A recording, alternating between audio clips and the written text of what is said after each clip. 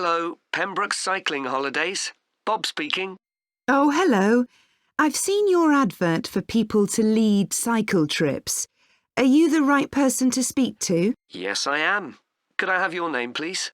It's Margaret Smith. Are you looking for a permanent job, Margaret? No, temporary. I've got a permanent job starting in a few months' time, and I want to do something else until then. What work do you do? This will probably sound crazy. I used to be a lawyer, and then I made a complete career change, and I'm going to be a doctor.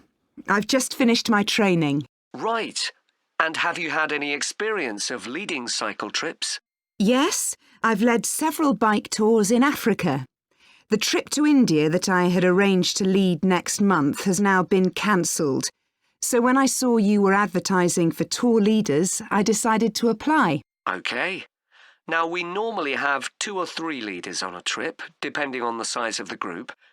Some tours are for very experienced cyclists, but we've got a tour coming up soon in Spain, which is proving so popular we need an additional leader. It's a cycling holiday for families. Would that suit you? It certainly would.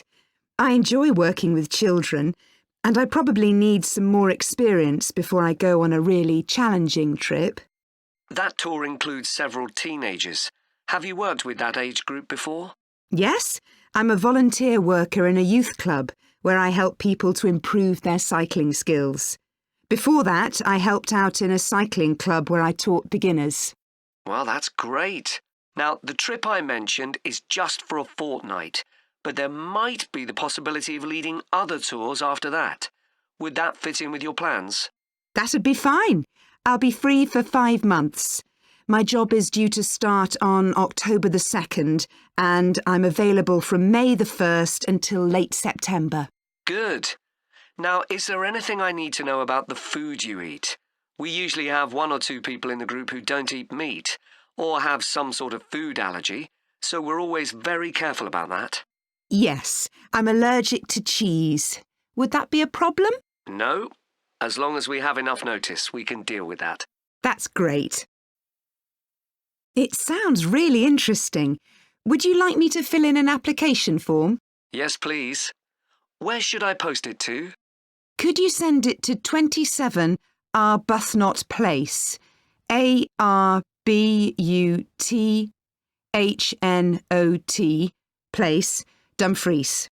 And what's the postcode, please? DG7 4PH. Was that P Papa or B Bravo? P Papa. Got that.